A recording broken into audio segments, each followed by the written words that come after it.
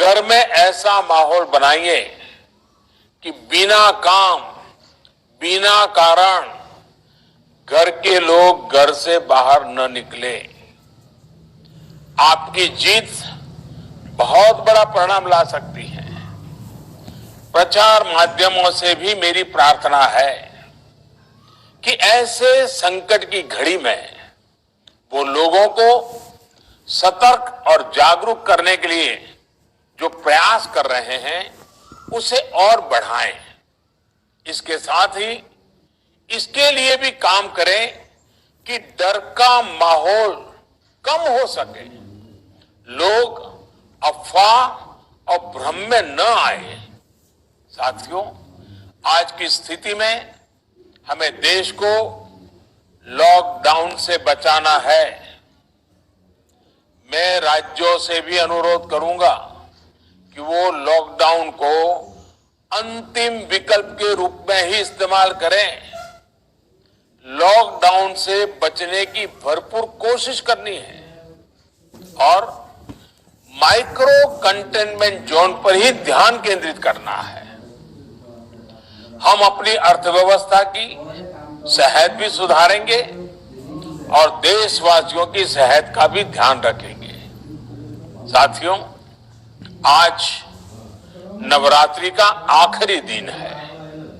कल रामनवमी है और मर्यादा पुरुषोत्तम श्री राम का हम सभी को यही संदेश है कि हम मर्यादाओं का पालन करें। कोरोना के इस संकट काल में कोरोना के परिवार के एक सदस्य के रूप में मैं आपके दुख में शामिल हूं।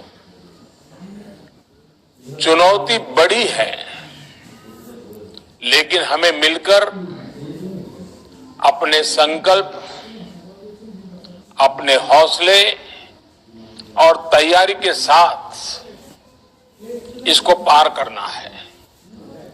साथियों, अपनी बात को विस्तार देने से पहले मैं देश के सभी डॉक्टरों, मेडिकल स्टाफ, पैरामेडिकल स्टाफ, पुलिसकर्मी सभी की सराहना करूंगा।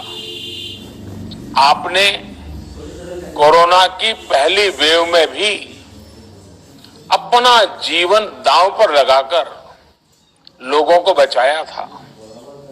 आज आप फिर इस संकट में अपने परिवार, अपने सुख, अपनी चिंता छोड़कर दूसरों का जीवन बचाने में दिन रात जुटे हुए हैं।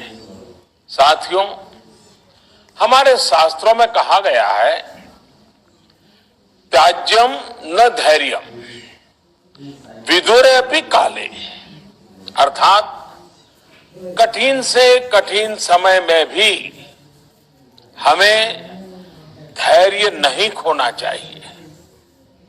किसी भी परिस्थिति से निपटने के लिए हम सही निर्णय लें, सही दिशा में प्रयास करें, तभी हम विजय हासिल कर सकते हैं।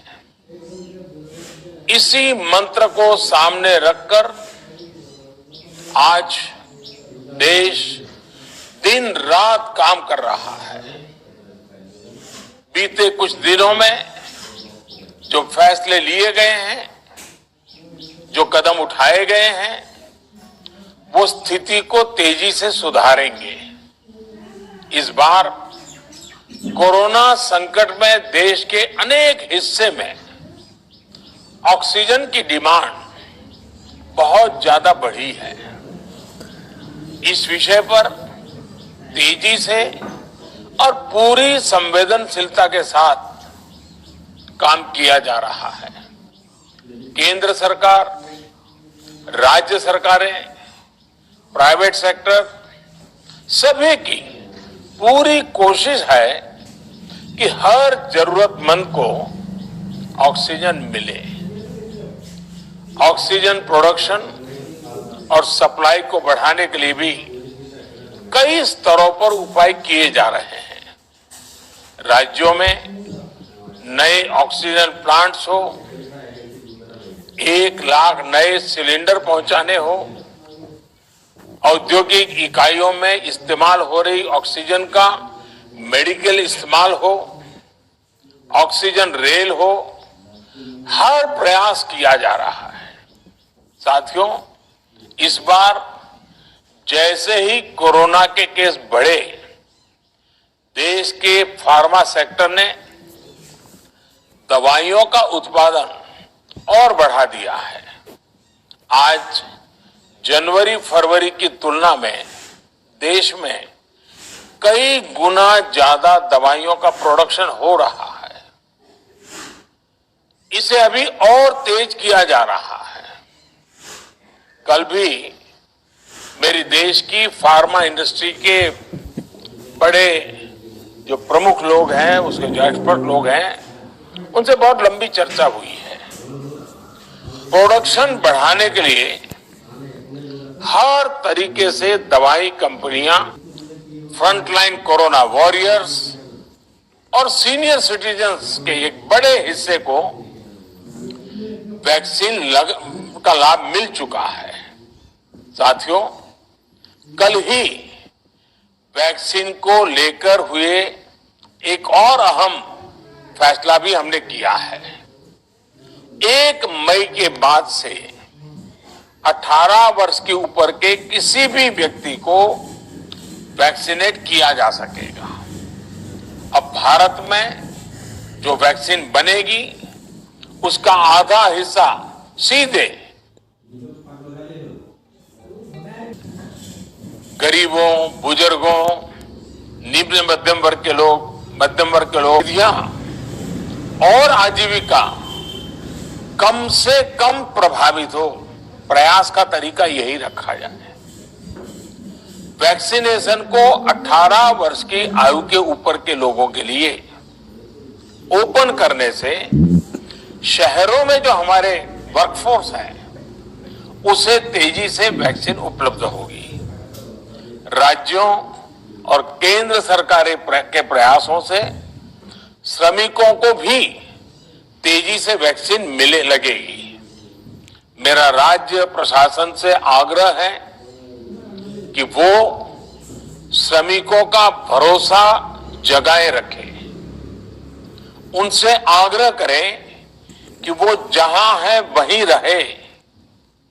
राज्यों द्वारा दिया गया ये भरोसा उनकी बहुत मदद करेगा कि वो जिस शहर में है वहीं पर अगले कुछ दिनों में वैक्सीन भी लगेगी और उनका काम भी बंद नहीं होगा। साथियों, पिछली बार जो परिस्थितियां थी वो अभी से काफी भिन्न थी। तब हमारे पास इस वैश्विक महामारी से लड़ने के लिए कोरोना स्पेसिफिक मेडिकल इंफ्रास्ट्रक्चर नहीं था। आप याद करिए देश की क्या स्थिति थी।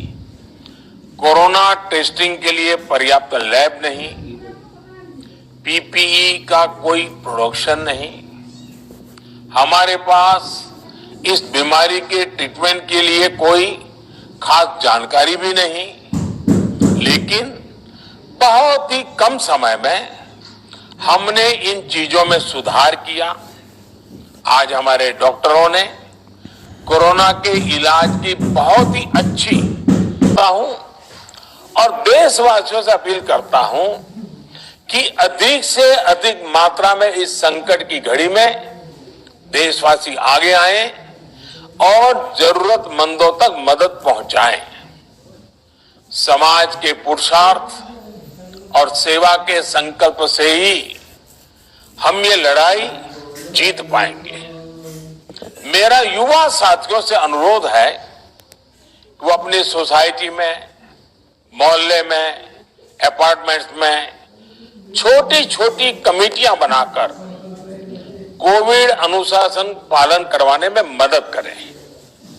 हम ऐसा करेंगे तो सरकारों को न कभी कंटेनमेंट जोन लगाने की जरूरत पड़ेगी, न कर्फ्यू लगाने की जरूरत पड़ेगी और लॉकडाउन का तो सवाल ही नहीं उठता है, आवश्यकता ही नहीं पड़ेगी। स्वच्छता अभियान के समय देश में जागरूकता फैलाने के लिए मेरे बाल मित्रों ने बहुत मदद की थी। छोटे छोटे बालक 5वीं, 7वीं, 8वीं, 10वीं में पढ़ने वाले, उन्होंने घर के लोगों को समझाया था, मनाया था। उन्होंने बड़ों को भी स्वच्छता का संदेश दिया था। आज मैं फिर अपने बाल मित्रों से एक बात विशेष तौर पर कहना चाहता हूं। मेरे बाल मित्र, घर में ऐसा माहौल बनाइए कि बिना काम, बिना कारण घर के लोग घर से बाहर न निकले। आपकी जीत बहुत बड़ा परिणाम ला सकती है। प्रचार माध्यमों से भी मेरी प्रार्थना है कि ऐसे संकट की घड़ी में वो लोगों को सतर्क और जागरूक करने के लिए जो प्रयास कर रहे हैं उसे और बढ़ाएं। इसके साथ ही इसके लिए भी काम करें कि डर का माहौल कम हो सके, लोग अफवाह और भ्रम में न आए। साथियों, आज की स्थिति में हमें देश को लॉकडाउन से बचाना है। मैं राज्यों से भी अनुरोध करूंगा कि वो लॉकडाउन को अंतिम विकल्प के रूप में ही इस्तेमाल करें। लॉकडाउन से बचने की भरपूर कोशिश करनी है और माइक्रो कंटेनमेंट जोन पर ही ध्यान केंद्रित करना है। हम अपनी अर्थव्यवस्था की सेहत भी सुधारेंगे और देशवासियों की सेहत का भी ध्यान रखेंगे। साथियों, आज नवरात्रि का आखिरी दिन है। कल रामनवमी है और मर्यादा पुरुषोत्तम श्री राम का हम सभी को यही संदेश है कि हम मर्यादाओं का पालन करें। कोरोना के इस संकट काल में कोरोना के बचने के जो भी उपाय है, कृपया करके उनका पालन 100% करिए। दवाई भी, कड़ाई भी, इस मंत्र को कभी भी भूलना नहीं है। ये